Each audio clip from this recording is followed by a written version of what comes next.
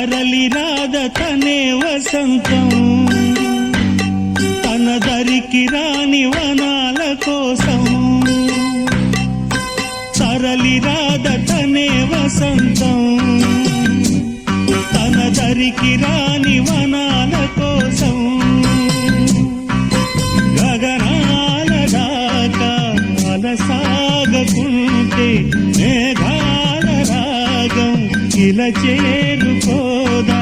తరలి రాద తనే వసంతం